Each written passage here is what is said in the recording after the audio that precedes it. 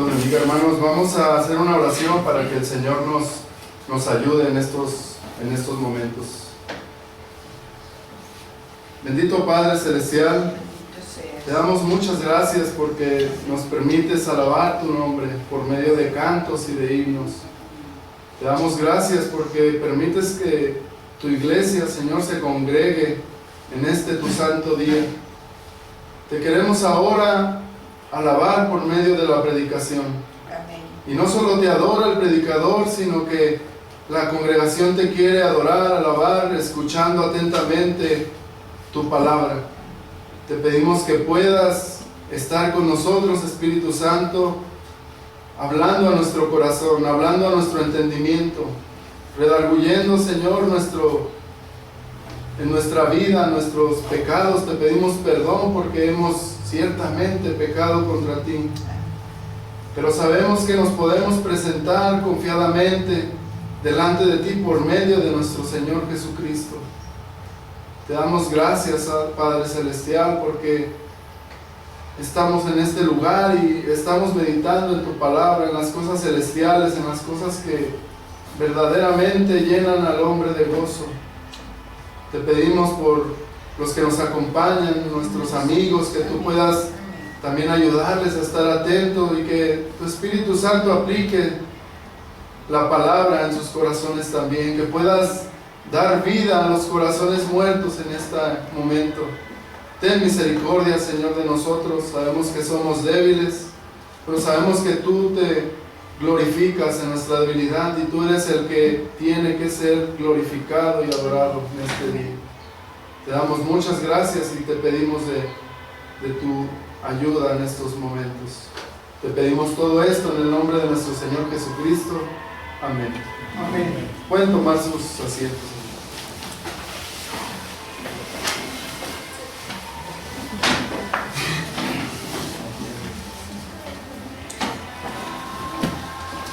En los versos que corresponden a la predicación del día de hoy, que son los versos que leímos, del 1 al 10 del capítulo 5 de la carta a los Hebreos, vemos que el autor nos dice que el Señor Jesús es el gran sumo sacerdote.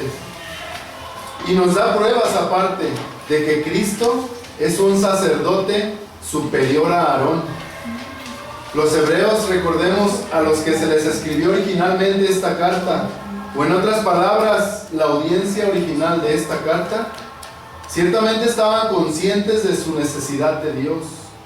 Y por lo que dice el capítulo 5, vemos que también sabían que para acercarse a Dios necesitaban un sacerdote que rogara y ofrendara por ellos.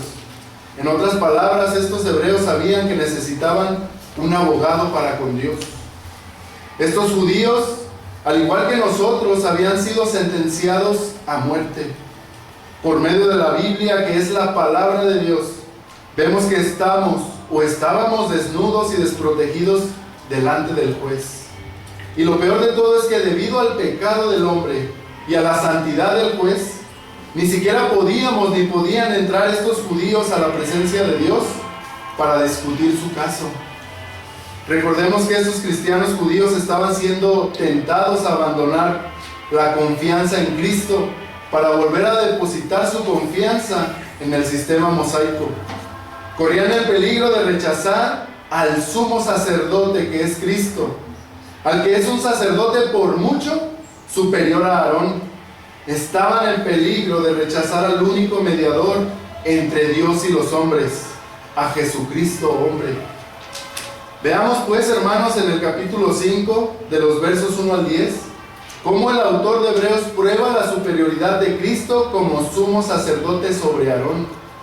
Veamos cómo demuestra que Cristo es superior a cualquier sacerdote del antiguo pacto. Veremos una comparación en estos versículos entre los sacerdotes humanos del Antiguo Testamento y nuestro Señor Jesucristo. Y el título de la predicación es: Cristo es un sacerdote superior a Aarón. Del verso 1 al 4 veremos los requisitos para el sumo sacerdote. Y del 5 al 10 veremos la certificación de Cristo como sumo sacerdote. Yo les voy a pedir que estén en sus Biblias en el capítulo 5 de Hebreos, porque vamos a estar viendo estos versículos. Hebreos 5:1 dice: porque todo sumo sacerdote, tomado de entre los hombres, es constituido a favor de los hombres en lo que a Dios se refiere. ¿Para qué? Para que presente ofrendas y sacrificios por los pecados. En el verso 1 vemos que lo primero que se requiere para ser sumo sacerdote es que sea un hombre. Y lo segundo es que presente ofrendas y sacrificios por los pecados.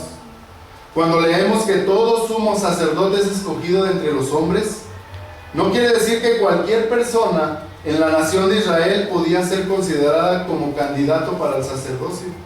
Ni siquiera habla de una elección democrática. Lo que quiere decir es que conforme a la ley de Moisés, el sumo sacerdote debía ser escogido de entre los descendientes de Aarón. Solo él y sus hijos podían tomar esta especial labor. Y ya que el sacerdote iba a representar a los hombres, este también debía ser hombre, porque es necesario que el mediador se identifique plenamente con el sufrimiento y las debilidades de los hombres. Vemos también que el sumo sacerdote no se designó a sí mismo, sino que es designado por Dios.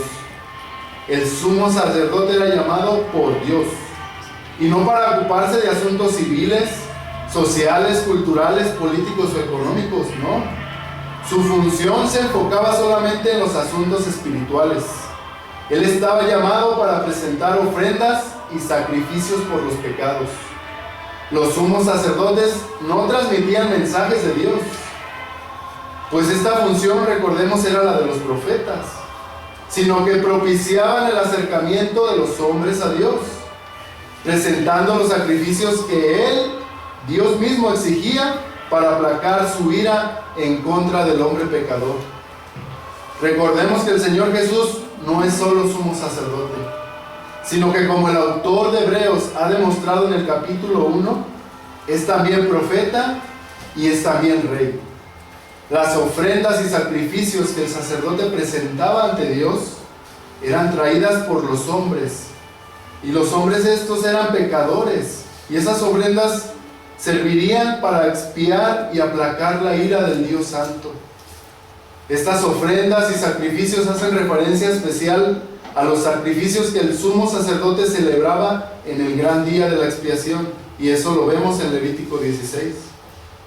Solo una vez al año el sumo sacerdote podía entrar al lugar santísimo para presentar estas ofrendas y obrar para la expiación de los pecados suyos y del pueblo. Solo una vez al año, este sacerdote que era hombre. El versículo 2 nos dice: para que se muestre paciente con los ignorantes y extraviados, puesto que él también está rodeado de debilidad. En este verso, hermanos, vemos que otro requisito del sacerdote es que sea compasivo para con los pecadores. Siendo que el sumo sacerdote debería representar a los pecadores delante de Dios, este debía tener consideración para con sus representados.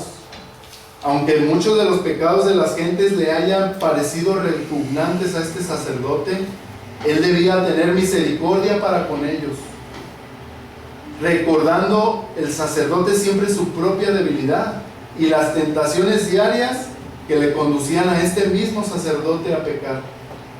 El sumo sacerdote debía tener esta cualidad de paciencia y compasión, sin la cual era imposible presentar ofrendas agradables al Señor, pues él mismo, siendo hombre pecador, era consciente de la gran debilidad humana. Los únicos pecados que vemos en la Biblia que podían traerse ante el sumo sacerdote eran los pecados por ignorancia o por yerro, pero los pecados cometidos a propósito para desagradar a Dios, con el pleno conocimiento de estar violando su ley y hacerlo de manera desafiante, estos pecados no podían ser traídos para su expiación. El que pecara de esta forma, dice su palabra, debía ser muerto. ¿Dónde vemos eso, hermanos? Acompáñenme, por favor, a Números, capítulo 15, versículos 30 y 31. Números, capítulo 15, versículos 30 y 31. Dice así la palabra de Dios: mas la persona que hiciere algo con soberbia, así el natural como el extranjero, ultraja a Jehová. Esa persona será cortada del medio de su pueblo, por cuanto tuvo en poco la palabra de Jehová y menospreció su mandamiento. Enteramente será cortada esa persona. Su iniquidad caerá sobre ella. Eso decía la ley. Nuestro sumo sacerdote Jesús es la máxima expresión de bondad y misericordia sacerdotal. Y esa expresión es para con los extraviados. El sumo sacerdote en el Antiguo Testamento era un tipo de la obra mediadora de Cristo, quien vive para interceder por los pecadores que confían plenamente en Él. Avancemos al versículo 3, que dice: y por causa de ella, refiriéndose a la debilidad del sacerdote, debe ofrecer por los pecados, tanto por sí mismo como también por el pueblo. El sumo sacerdote del antiguo pacto debía presentar ofrendas por su propio pecado, pues era un débil pecador. El Señor Jesús de ninguna manera presentó ofrendas por sus pecados, pues nunca pecó. Jesús se hizo hombre y como tal se sometió a debilidades de la vida humana. Fue tentado, pero nunca pecó. Su vida fue impoluta, es decir, totalmente limpia. Recordemos que el autor está haciendo una comparación entre el sumo sacerdote arónico y el sumo sacerdocio de Jesús. Y enseguida demostrará que el Señor Jesús superó con creces todos los requisitos. Jesús fue escogido por Dios como sacerdote. Por eso Él se hizo hombre, porque para cumplir a cabalidad con dicha función, debía identificarse también plenamente con las debilidades de los hombres. No obstante, Jesús no conoció pecado, pero esto no le hace un mediador incapaz, pues vivió en medio de los hombres pecadores y sufrió sus mismas tentaciones. Jesús conoce muy bien lo que es ser tentado y conoció de cerca las consecuencias del pecado, no en su propia vida, sino en las de sus allegados. Pero esto, en vez de debilitar el ministerio sacerdotal de Cristo, lo fortalece, pues Él no necesita ofrecer ofrendas por sí mismo, sino que puede entrar como hombre y en representación de los hombres a la misma presencia de Dios, sin tener que recurrir a todos los pasos previos de purificación que debían hacer los sacerdotes por sus propias faltas. Recordemos que el sumo sacerdote arónico, el sumo sacerdocio, según Levítico 16, tenía que seguir ciertos pasos para presentarse delante de la presencia de Dios. Y uno de los pasos veamos 7 pasos.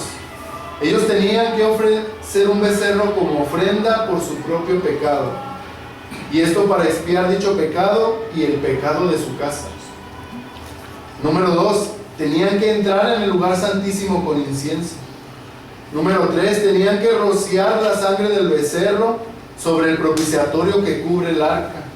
Número 4, tenían que echar suerte sobre 2 machos cabríos traídos por el pueblo.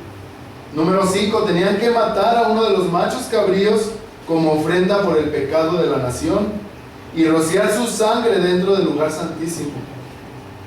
Número 6, tenían que colocar sus manos sobre la cabeza del macho cabrío, del vivo, y confesar los pecados del pueblo. Y número 7, tenían que enviar al macho cabrío vivo al desierto. El sumo sacerdote intercedía por su pueblo orando que Dios perdone los pecados que él y ellos, su pueblo y su casa, habían cometido. Según el comentarista Kistemaker, el sacerdote oraba diciendo lo siguiente: oh Dios, he cometido iniquidad, he transgredido y he pecado contra ti, yo y mi casa. Oh Dios, perdona las iniquidades, transgresiones y pecados que he cometido, perpetrado y hecho contra ti, yo y mi casa. El versículo 4 dice: y nadie toma para sí esta honra, sino el que es llamado por Dios, como lo fue Aarón. En este verso también vemos que otro requisito del sacerdote era que fuera designado por ello por Dios mismo. Cristo, siendo divino, también necesitó ser llamado por Dios para el sumo sacerdocio. Jesús vino a la tierra para cumplir con una misión, la de redimir a un pueblo que su palabra había escogido desde antes de la fundación del mundo. Para poder ser el Salvador, era necesario identificarse en todo con el hombre. Jesús debía asumir todo lo que significa ser hombre.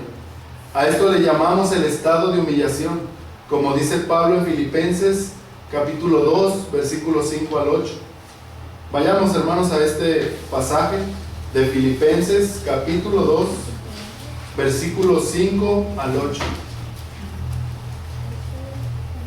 Dice la palabra de Dios: haya pues en vosotros este sentir que hubo también en Cristo Jesús, el cual, siendo en forma de Dios, no estimó el ser igual a Dios como a cosa a que aferrarse, sino que se despojó a sí mismo, tomando forma de siervo, hecho semejante a los hombres, y estando en la condición de hombre, se humilló a sí mismo, haciéndose obediente hasta la muerte y muerte de cruz.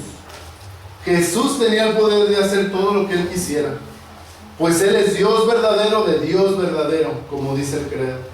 Pero en su obediencia, en su humillación, para ser el perfecto Salvador, se sometió a su Padre y vivió una vida de hombre. Acompáñenme también a leer en sus Biblias Juan 5:30, por favor. Juan, capítulo 5, versículo 30. Veamos lo que dice nuestro Señor Jesucristo en su estado de humillación. Él dice: no puedo yo hacer nada por mí mismo. Según oigo, así juzgo. Y mi juicio es justo, porque no busco mi voluntad, sino la voluntad del que me envió, la del Padre. El Señor Jesús todo lo puede, porque es Dios. Él puede hacer su voluntad porque es santa. No obstante, vino a esta tierra a cumplir los propósitos que se habían establecido en la Santísima Trinidad, donde el Padre elige a los que serán salvos, el Hijo entrega su vida como ofrenda para este rescate, y el Espíritu Santo obra la regeneración para que reciban los beneficios de la obra de redención. Fue necesario que el Señor Jesús cumpliera con toda justicia y se sometiera voluntariamente a la ley para ser el Salvador perfecto. Y aunque Jesús es sacerdote de un orden distinto al sacerdocio levítico, como luego demostrará ampliamente el autor de Hebreos, no obstante, Él también cumple con la condición de ser llamado por Dios. Los sumos sacerdotes ocupaban un puesto de honra en medio de la sociedad judía. Era el cargo religioso más alto. Era un oficio muy respetado.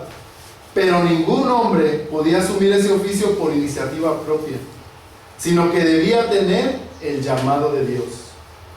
El versículo 5 del capítulo 5 de Hebreos nos dice: así tampoco Cristo se glorificó a sí mismo, haciéndose sumo sacerdote, sino el que le dijo: tú eres mi hijo, yo te he engendrado hoy. Jesús no se nombró a sí mismo como sumo sacerdote. Por el contrario, esta designación vino de Dios, de su Padre. Pero a diferencia de Aarón, Jesús no es solo hombre, Él también es Dios. Fue engendrado eternamente por el Padre, el cual le convierte en un mejor sacerdote, ya que además de conocer la situación humana, por ser hombre, puede acercarse con plenitud a Dios. ¿Por qué? Porque Él mismo es Dios. Sabemos que Aarón fue llamado directamente por Dios. De la misma manera, Jesús también fue llamado por Dios para este honroso oficio. Para comprobar esto, el autor de la carta a los Hebreos cita el Salmo 2, versículo 7, que dice: yo publicaré el decreto. Jehová me ha dicho: mi hijo eres tú, yo te engendré hoy. El autor ya había citado este salmo para comparar al Hijo con los ángeles. El término hijo también habla de la divinidad de Cristo. Por lo tanto, su sacerdocio es superior al de Aarón. Porque no solamente es hijo de Dios, no solamente Jesús es Dios, sino que Él ha sido llamado directamente, dijimos, por el Padre. El versículo 6 dice: como también dice en otro lugar, tú eres sacerdote para siempre, según el orden de Melquisedec. Y en este versículo, hermanos, vemos que el autor dice que Jesús es sumo sacerdote, pero no es de la clase de Aarón, sino de una clase superior, donde se mezcla la realeza con el sacerdocio, es decir, de la clase de Melquisedec. El Salmo 2 resalta de manera especial el oficio de rey de Cristo, a Cristo como rey. Pero algún lector de la carta podría preguntarse, ¿es posible que el Mesías sea rey y a la vez sacerdote?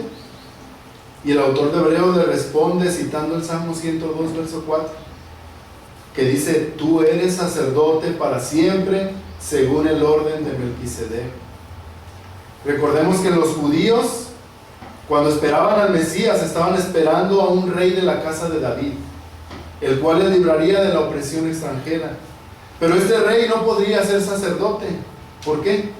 Porque los sacerdotes eran descendientes de Aarón, eran descendientes de la tribu de Leví. Y el rey Mesías que esperaban los judíos era de la tribu de Judá. Y los descendientes de la tribu de Judá no podían ser sacerdotes. Y recuerden que Jesús era de la tribu de Judá. Jesús fue conocido desde su nacimiento, tenemos que recordar, como rey. Desde su nacimiento se le reconoció como rey. Los magos le llamaron rey de los judíos. En el juicio y la crucifixión también le llamaron rey de los judíos. Pero el Señor Jesús no era conocido como sacerdote. No obstante, el autor de Hebreos presenta a Jesús no solo como rey, sino como sacerdote. Pero cabría aquí una pregunta para el autor de Hebreos. ¿Cómo puedes o cómo podría demostrar esto en las Sagradas Escrituras, que era sacerdote y rey? Para ello acude, dijimos, al Salmo mesiánico, al Salmo 110, versículo 4. Nuestro autor casi todas las citas que toma para demostrar la superioridad de Cristo están basadas en los Salmos. Posiblemente porque los Salmos eran muy conocidos y se los aprendían también los judíos. El Salmo 110, dijimos, dice, y ellos lo conocían, los hebreos, los judíos, tú eres sacerdote para siempre, según el orden de Melquisedec. Este Melquisedec fue presentado por el hagiógrafo del Antiguo Testamento como rey de Salem y sacerdote del Dios Altísimo, en Génesis 14, 18. Este Melquisedec, repito, fue presentado como rey y como sacerdote. Y sabemos que él es un tipo del Señor Jesucristo. Melquisedec era rey, pero también sacerdote. El autor de Hebreos nos dice que Jesús es de la misma clase de Melquisedec, rey y sacerdote. Los reyes en Israel no podían ejercer funciones sacerdotales. Estaba prohibido, porque ellos eran de la tribu de Judá. Recordemos el caso del rey Usías, quien pretendió quemar incienso delante del altar, que era una función sacerdotal, y a pesar de la oposición de los sacerdotes, quienes le advirtieron que esto era permitido únicamente a los hijos de Aarón, no obstante, este rey insistió en su rebeldía, recibiendo el justo juicio de Dios, quedando leproso hasta el día de su muerte. Esto lo vemos en 2 de Crónicas 26. Pero el autor de Hebreos tomará todo el capítulo 7, eso sería en unas siguientes predicaciones, para explicar el orden sacerdotal al cual pertenece nuestro Señor Jesús. Pero por lo pronto prosigamos con el versículo 7 de nuestro capítulo 5, que dice: y Cristo, en los días de su carne, ofreciendo ruegos y súplicas con gran clamor y lágrimas al que le podía librar de la muerte, fue oído a causa de su temor reverente. Jesús también cumplió con todos los pasos necesarios, no solo con los requisitos y con los pasos. Primero pasó por el altar de los perfumes con su oración que hizo no por sí mismo, sino por los suyos. Y preguntémonos en este versículo, ¿con qué propósito Cristo ofreció ruegos y súplicas con gran clamor? ¿Y en qué sentido Dios podía librarle de la muerte? ¿Por qué tuvo Cristo que aprender obediencia? Siendo que Jesús vino como sacerdote para ser mediador entre Dios y los hombres, como dice Pablo en Timoteo, Entonces Jesús ofreció oraciones al Señor como mediador. Ofreció oraciones tanto por los pecadores como por sí mismo, siendo Él no solo el sacerdote, sino la ofrenda misma. Aunque el autor de Hebreos no cita específicamente alguna de las palabras de Jesús, es obvio que hace referencia al terrible sufrimiento de Jesús en el Getsemaní. Los evangelistas no nos mencionan las oraciones que Jesús elevó estando en ese momento de agonía, pero por algunos salmos mesiánicos y las palabras de Cristo en la cruz, podemos tener una imagen de cuáles fueron sus oraciones y peticiones que elevó con gran clamor. En Mateo 26, 36 al 46, si me acompañan en sus Biblias, Mateo capítulo 26, versículos 36 al 46.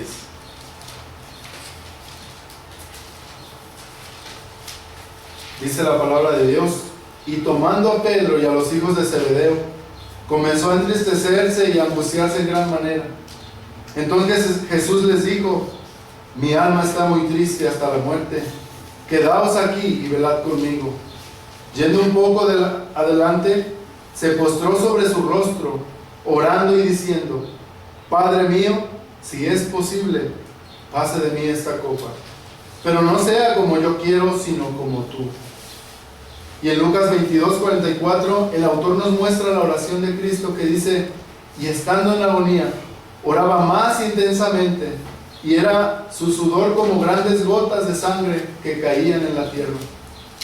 Y en Juan 12, 27, complementa este cuadro de ese sufrimiento y de esa oración intercesora de Cristo que dice: ahora está turbada mi alma, ¿y qué diré?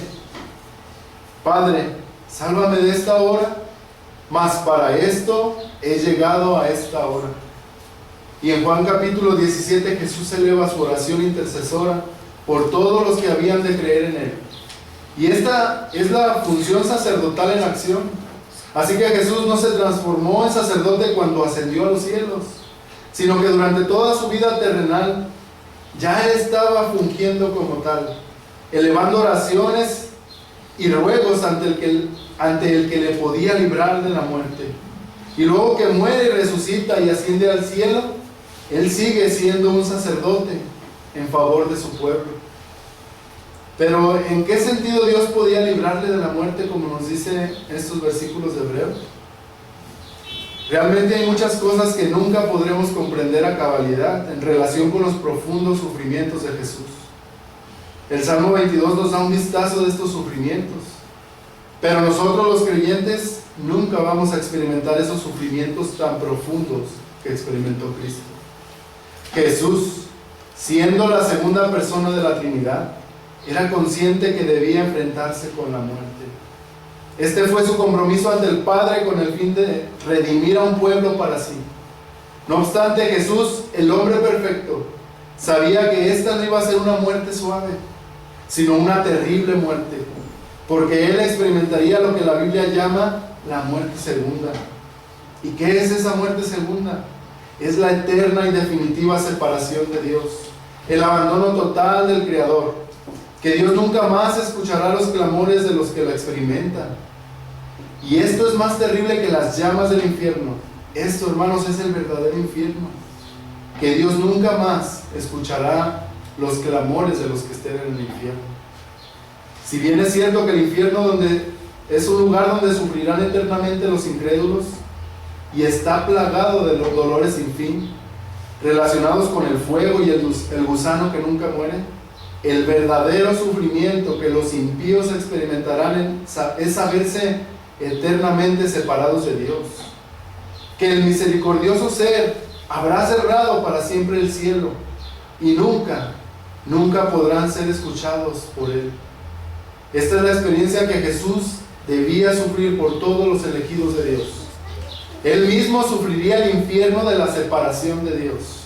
El que siempre estuvo unido a su Padre, ahora sufrirá esta gran pérdida. Por eso las palabras de Cristo en la cruz, salen estas palabras con un gran dolor y desesperación, diciendo: Padre mío, ¿por qué me has desamparado? pero las oraciones de Jesús fueron escuchadas. Eso es la buena noticia. Como dice el autor en el versículo 7, fue oído a causa de ¿qué? De su temor reverente. En el Getsemaní un ángel del cielo se le apareció y le fortaleció. Aunque Jesús experimentó la muerte, Dios no le abandonó totalmente, sino que lo levantó de entre los muertos, como dice Pablo en Gálatas 1:1. Prosigamos, hermanos, con los versículos 8, 9 y 10 de nuestro capítulo 5. Y dice así: y aunque era hijo, por lo que padeció aprendió la obediencia. Y habiendo sido perfeccionado, vino a ser autor de eterna salvación para todos los que le obedecen. Y fue declarado por Dios sumo sacerdote, según el orden de Melquisedec. Podemos preguntarle también al texto en estos versículos: si Jesús es Dios perfecto, ¿por qué tuvo que ser perfeccionado? ¿Debía Jesús aprender a obedecer? Y si pensamos en Jesús como el Hijo de Dios, el divino, entonces la respuesta será un contundente no. El Dios verdadero de Dios verdadero no tenía que aprender obediencia, porque su voluntad es igual a la del Padre. Pero el autor está hablando de Cristo en su humillación, recordemos esto. Cristo en su vida terrena, Jesús en los días de su carne. Este Jesús, hombre, debía ser obediente hasta llegar a la muerte y muerte de cruz, como dice Pablo en Filipenses 2:8. Pero ¿cuál era la obediencia que Jesús tenía que aprender? Nosotros podemos entender mal este punto si pensamos en la clase de obediencia que aprendemos los seres humanos, que estamos caídos en la desgracia del pecado. Nuestra obediencia por lo general consiste en abandonar nuestra rebeldía, nuestra desobediencia, y aprender a obedecer. En Jesús, el impecable, no se dio esta clase de aprendizaje como en nosotros. La obediencia de Jesús, tanto activa como pasiva, sometiéndose voluntariamente al plan de redención en el cual Él debía despojarse de su gloria, nacer como un mortal y sufrir los martirios de la muerte en la cruz, fue perfecta. Y por esa obediencia trajo vida eterna a los pecadores, como dice Pablo en Romanos 5:19. Los invito a que vayamos a Romanos, capítulo 5, versículo 19. Romanos, capítulo 5, versículo 19. Dice así la palabra de Dios: porque así como por la desobediencia de un hombre los muchos fueron constituidos pecadores, así también por la obediencia de uno los muchos serán constituidos justos. Preguntémonos también, ¿cómo fue hecho Jesús perfecto? Sabemos que Jesús es Dios, y como Dios, Él es perfecto. Nunca cambia, su perfección es inmutable. Él no conoce progresivamente, todo lo sabe por un acto sencillo y único, desde toda la eternidad. No obstante, Jesús en su humanidad crecía en sabiduría y en estatura, y en gracia para con Dios y con los hombres. Como dice Lucas 2:52. Jesús caminó siempre por la escuela de la obediencia. Él se mantuvo firme en los planes trazados por el Padre y pactados en la Trinidad. A medida que Él crecía, la carga se hacía más pesada, los sufrimientos eran más agudos. El rechazo de sus propios hermanos era terrible, el desprecio de los otros rabinos, el abandono de sus seguidores, la persecución de los sacerdotes que ministraban en el templo, las tentaciones de Satanás, el desprecio de las autoridades civiles y militares, las voces hirientes del pueblo pidiendo su crucifixión, el abandono de su padre en la cruz. Todo esto fue una escuela de obediencia y Jesús la caminó a la perfección. Como dice Simón, la perfección, por consiguiente, debe ser vista como el cumplimiento de la tarea que Jesús tenía que desempeñar.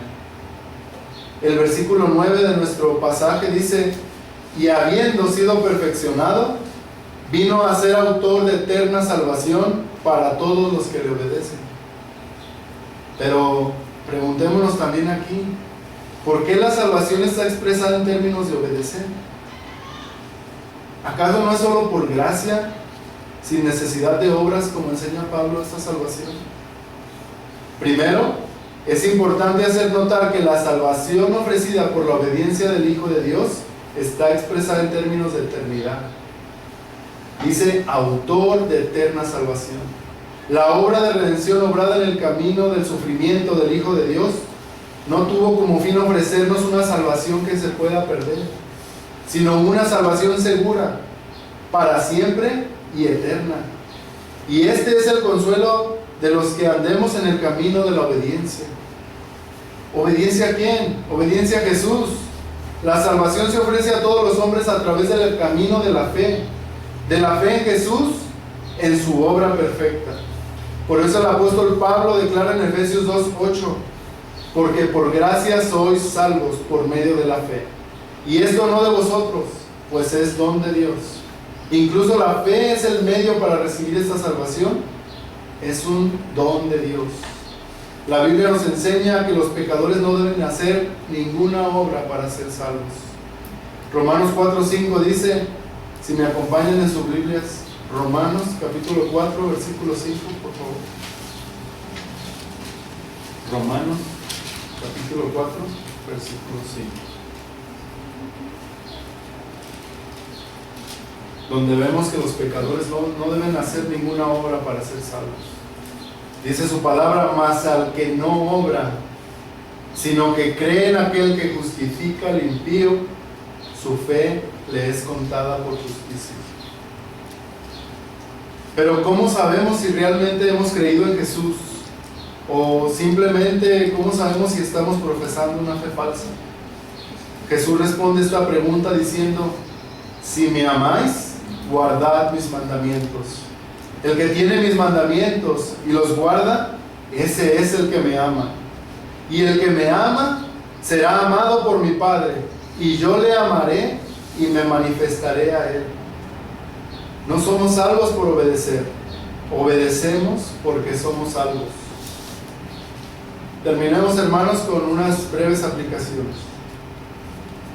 Apreciados hermanos, aunque tenemos a un sumo sacerdote que traspasó los cielos, no debemos tentar a Dios pensando que Él no tomará en cuenta nuestros pecados cometidos con pleno conocimiento de violar la ley. Pues, aunque nuestra salvación está asegurada por la obra consumada de Cristo, no obstante, hay castigos o reprensiones de parte del Señor para los que hacen esto. Y ejemplos muy claros los vemos en el Nuevo Testamento con Ananías y Zafira y algunos creyentes de la iglesia de Corintios que habían muerto o estaban enfermos. Apreciados hermanos, el Señor Jesús puede compadecerse de nosotros. ¿Por qué? Porque aunque Él no tenía una naturaleza pecaminosa que lo tentara a pecar, se hizo carne y conoció las debilidades de nuestro cuerpo, y por eso pudo decir a los discípulos, velad y orad para que no entren en tentación. El espíritu a la verdad está dispuesto, pero la carne es débil. Y apreciados hermanos, gocémonos y alegrémonos por el poderoso Salvador que nos ha dado Dios. Él consiguió para nosotros eterna salvación, porque caminó por la senda de la obediencia y estuvo dispuesto a soportar los tormentos más terribles de la muerte, para que nosotros no los sufriéramos. Y te quiero preguntar, ¿has estado tentado a pensar que perdiste la salvación? Mira los sufrimientos de Cristo y ten por cierto que no fueron en vano. Vamos a orar. Bendito Padre Celestial, te damos gracias porque proveíste un medio por el cual acercarnos a ti. Y no proveíste a un hombre, a un sacerdote que pecaba todavía en su debilidad y que tenía que ofrecer sacrificios primero por él mismo y después por los del pueblo, sino que proveíste a tu Hijo Jesucristo, a nuestro Señor Jesucristo, quien sabemos quién es Dios también. Y Él sin pecado entró, obedeció perfectamente, pasiva y activamente a tu ley, a tu palabra. Y por medio de Él, por medio de aceptar por fe su obra perfecta, es que podemos acercarnos delante de ti. Gracias por este gran sumo sacerdote que es Cristo, quien no solamente es sacerdote, sino que es profeta y rey. Es un excelente, es nuestro admirable, inconmensurable sacerdote. Alabamos, Señor, tu nombre por esta misericordia, por esta gracia. Te pedimos, Señor, por aquellos que no han puesto su fe en la obra perfecta de Cristo. Te pedimos que tú, a través de tu Espíritu Santo, les enseñes que sus obras son como trapos de inmundicia delante de ti. Que ellos no pueden acercarse sin un mediador que sea perfecto, que es Cristo Jesús. Te rogamos que tú les puedas hacer nacer de nuevo para que puedan ver a Cristo y que puedan correr a Cristo en arrepentimiento y fe.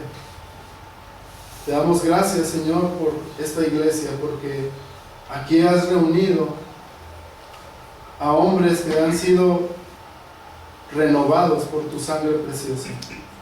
Tú has salvado, Señor, entre nosotros, y te damos muchas gracias porque sabemos que no es por nada que nosotros hubiéramos hecho, sino por tu pura misericordia. Te damos gracias en el nombre de nuestro Señor Jesucristo. Amén. Amén. Lugar a nuestro